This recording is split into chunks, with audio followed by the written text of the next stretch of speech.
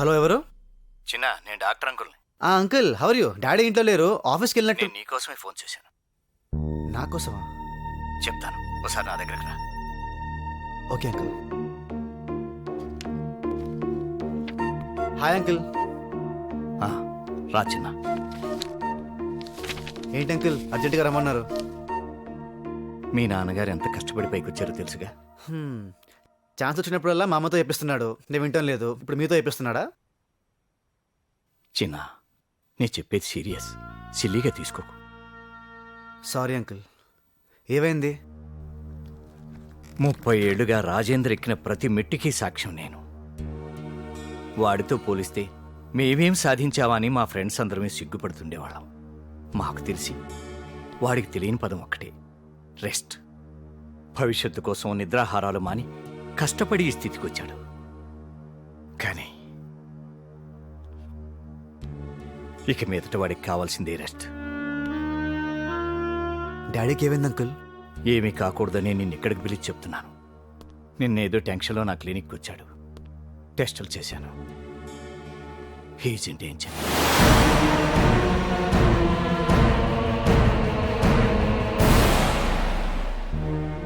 Uncle? అవును చిన్న, తన రక్తనాళాలు చాలా వీక్గా ఉన్నాయి. ఫిజికల్గా కానీ మెంటల్గా కానీ ఏమాత్రం స్టెయిన్ కలిగినా గుండెపోటు వచ్చే ప్రమాదం ఉంది. ఈ విషయం వాడికి కూడా తెలియదు. ఏదో జనరల్ వీక్నెస్ లేని చెప్పి పంపాను. ఇప్పుడు నిన్నే పిలిపించేందుకు చెప్తున్నాను అంటే, ఒక్క నిన్ను తప్ప మీ ఫ్యామిలీ మెంబర్స్ అందరినీ తను చాలా సున్నితంగా పెంచాడు. నువ్వు మీ తాతయ్య దగ్గర రఫ్గా పెరిగావు. నీకుండే చాలా గట్టిది. ఇంకో విషయం చిన్న, తను బిజినెస్ తర్వాత ఎక్కువగా ఆలోచించేది నీ గురించి. నీ భవిష్యత్తు ఏమవుతుందా, నువ్వేమైపోతావా అని ఎప్పుడూ టెన్షన్ ఫీల్ అవుతుంటాడు. తనతో ఎక్కువ వాదులాడేది నువ్వే. చూడు, నీ కారణంగా తన పరిస్థితి చేయదాటిపోకూడదు. చిన్నవాడివే. అంకుల్, మా నాన్నంటే నాకు ప్రాణం. ఈ ప్రపంచంలో అందరికంటే, మా అమ్మ కంటే కూడా నాకు మా నాన్నంటేనే ఎక్కువ ఇష్టం. ఏదో సరదాగా ఆర్గ్యూ చేస్తాను కానీ I really love him uncle. నా కారణంగా ఏ ప్రాబ్లం రాదు. ఏ కారణంగా ప్రాబ్లం వచ్చినా నేను సాల్వ్ చేస్తాను అంకుల్. కానీ ఈ విషయం మాత్రం ఎవరికి చెప్పద్దు ప్లీజ్. ఇందుకే నీతో చెప్పాను. నీ మీద నాకు నమ్మకం ఉంది చిన్న.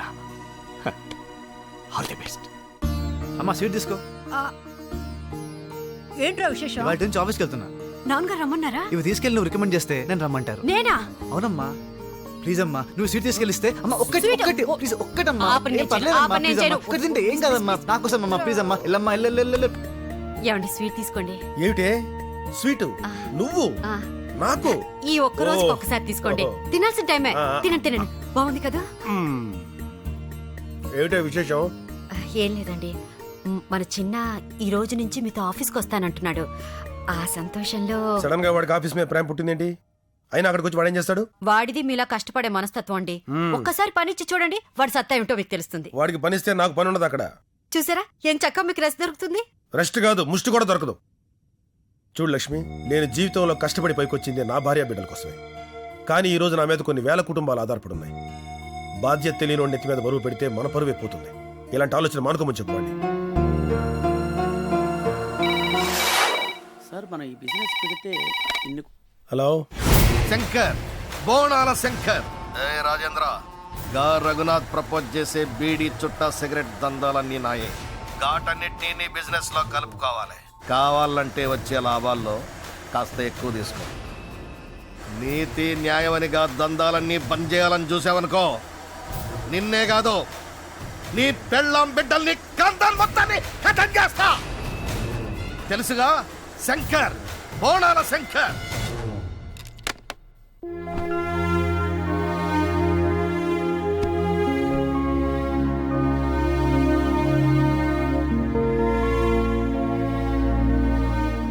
ఏమిటండి అలా ఉన్నారు? రఘునాథ్ బోనాల్ శంకర్తో ఫోన్ చేయించాడు.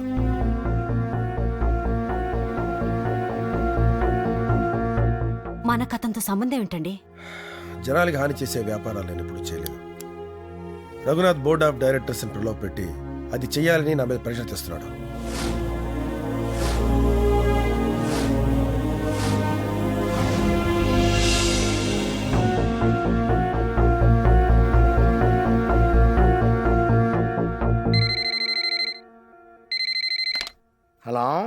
ఎస్టీఎంటీ డైరెక్టర్ చంద్రశేఖర. అవును. ఏంటన్నా జనాల ఆరోగ్యంతో వ్యాపారం చేద్దామని తెగ సంబరపడుతున్నావంట? ఎవరో గణపతి. ఏ గుళ్ళో ఇచ్చాయా? శ్రీశైలం. శ్రీశైలం చూడుంటాడు కానీ గణపతి ఉండడే. హ, ఆయన గుళ్ళో ఉంటాడు, నేను అడవిలో ఉంటాను. అన్నలా బాగానే గుర్తుపట్టావు. చూడన్నా, ఈ టొబాకో బిజినెస్ స్టార్ట్ చేసావనుకో, గుండు డైరెక్ట్ గా గుండెల్లో దిగిపోద్ది.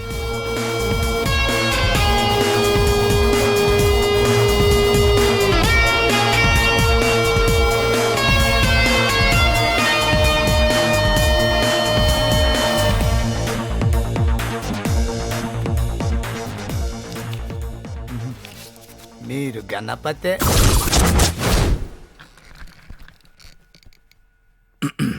సారీ సార్, మీరు ప్రపోజ్ చేసిన టొబాకో ప్రోడక్ట్స్కి మా మద్దతు వెనక్కి తీసుకుంటున్నాం.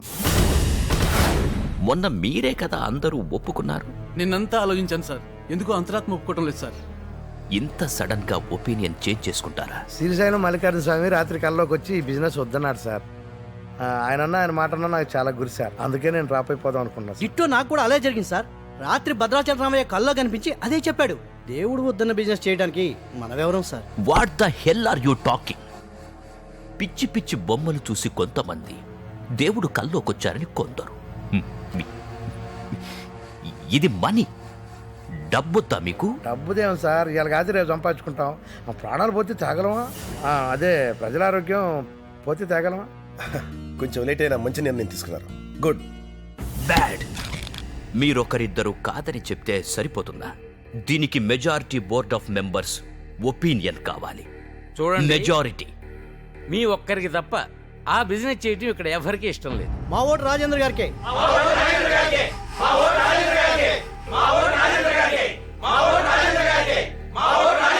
చూడు మిస్టర్ రఘునాథ్, 10 మందిని కాదని మీరేం చేయలేరు. మీ మీద గౌరవంతో మీకు 15 రోజులు టైం ఇస్తున్నాను. మీ నిర్ణయం మార్చుకోండి. All the best.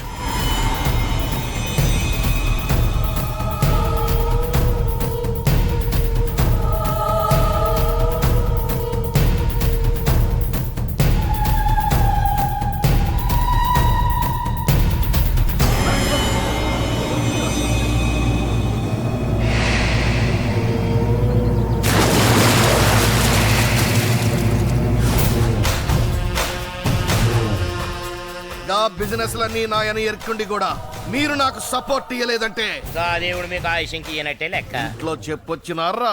సార్ ముందు మీకు భయపడే ఓకే అన్నాం సార్. కానీ లాస్ట్ మినిట్ లో నక్సలైట్ ఫోన్ చేసి బెదిరించేసరికి నడివింట్లో అన్నలు ఎందుకు వచ్చిండ్రా? కథలెన్నీకి నేనేమన్నా పోరగాడినా? మేము చెప్పేది నిజం సార్. అమ్మతోడు మీ అమ్మ బతికుందిరా? 10 సంవత్సరాల క్రితమే చనిపోయింది సార్. సచ్చినోళ్ళ మీద ఒట్లేస్తావు, నిజమని చెప్తావు, నన్ను నమ్మమంటావు. నర్సింగ్ సార్ వీళ్ళ అమ్మతానికి పంపి. సార్ ఆగండి. వాళ్ళు చెప్పేది నిజం.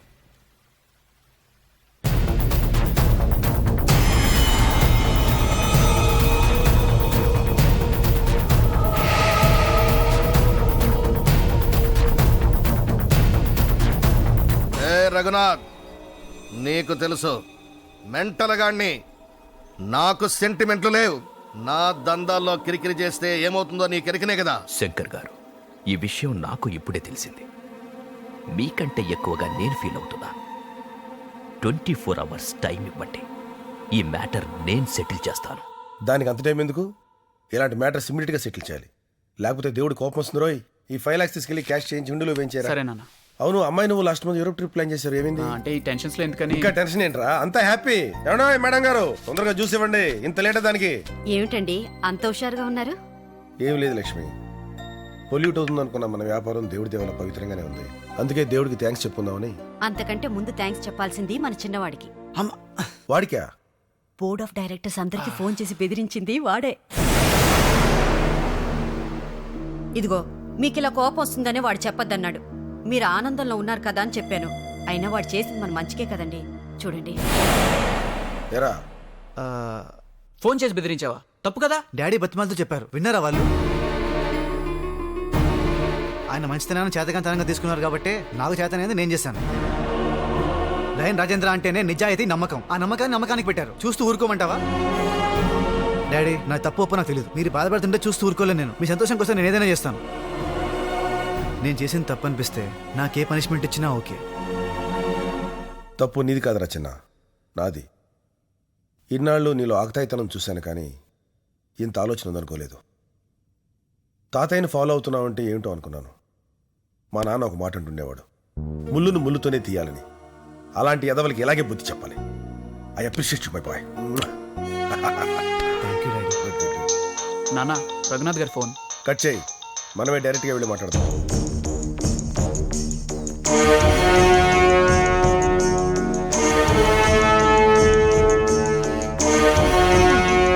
ఏం బావగారు, బయటికి బయలుదేరుతున్నారా? ఏ మీరు చేసిన పనికి భయపడి నేను ఇంట్లోనే కూర్చుంటాననుకున్నారా? బావగారు, మీరు ఆవేశంలో ఉన్నారు.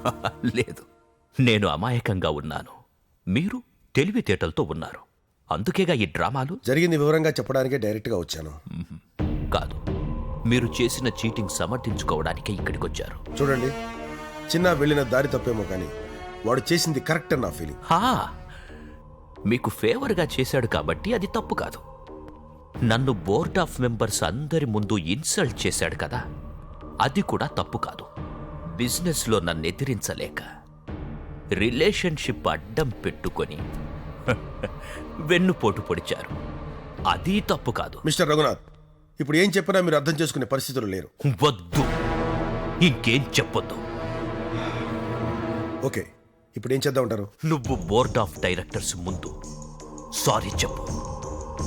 ఈ బిజినెస్ కంటిన్యూ చేస్తేనే ఏదైనా, లేదంటే నాకు నీకు ఏ రిలేషన్షిప్ లేదు, కట్ చేసుకుందాం. ఓకే, అంత అదృష్టం మీకు లేకపోతే నేను మాత్రం ఏం చేయగలను? అలాగే కట్ చేసుకోండి. ఓకే, మనం అంతకు ముందులాగే ఇప్పుడు రైఫల్స్. ఇక నీతో మాటలు అనవసరం, బయటికి పోరా. Give respect and take respect. ఏంటి నాన్న, ఆయన ఏదో ఆవేశంలో రా అంటే మన ఒంటికైనా బొక్కలు పడినాయా? ఈ మ్యాచ్ కాదనుకుంటే మనకి ఎన్ని కోట్లు నష్టం. Shut up! ఇదే మాట నా చిన్న కొడుకు ముందనుంటే వాడి గొంతులోంచి సౌండ్ వచ్చేలాగా వాడి తల తీసి నా కాళ్ళ ముందు పెట్టేవాడు. వాడా నా కొడుకంటే? వాడు రేయ్! నా కొడుకు చేయాల్సిన పని ఇప్పుడు నేను చేయాల్సి ఉంటుంది. మర్యాదగా బయటికి వెళ్ళకపోతే కాలర్ పట్టు. చేతులు దురదగా ఉంటే ఆయన కాళ్ళు పట్టుకో. కాలర్ జోలికొచ్చావో ఇలాంటి సంస్కారం లేని వాళ్ళతో మనకే సంబంధం వద్దు. ఈ పెళ్లి క్యాన్సిల్ చేసుకుందాం.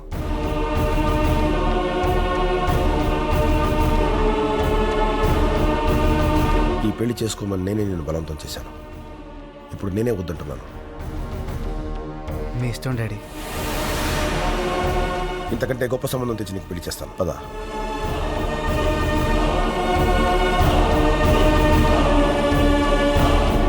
ఏ సునంద,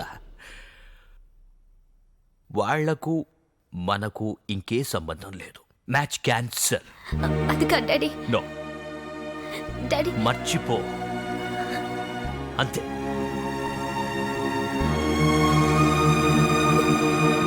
ఏ రఘునాథ్, నీకిచ్చిన టైం అయిపోయింది. నువ్వేం డిసైడ్ చేసినావో చెప్తే నేనేం డిసైడ్ చేయాలో చేస్తా. ఆ రాజేంద్ర ఫ్యామిలీకి నాకు ఎటువంటి సంబంధం లేదు. మీ ఇష్టం వచ్చినట్లు చేసుకోండి. ఇక్కడున్నారా? రే, బోనాల్ శంకర్ కొడుకు కోమా నుంచి బయటకు వచ్చారా? వాడిని కోమాలోంచి బయటికి నేనే రప్పించాను. నువ్వా? కోమాలకు పంపించేది నువ్వే, బయటికి తీసుకొచ్చేది నువ్వే. అసలు నీ బుర్రలో ఏముందో మాకు అర్థమైతే అవట్లేదురా. రే, వాడికి లింకు లేని పొలిటీషియన్ లేడు, వాడికి తెలియని మాఫియా లీడర్ లేడు. వాడు తలుచుకుంటే నిన్ను. Be cool.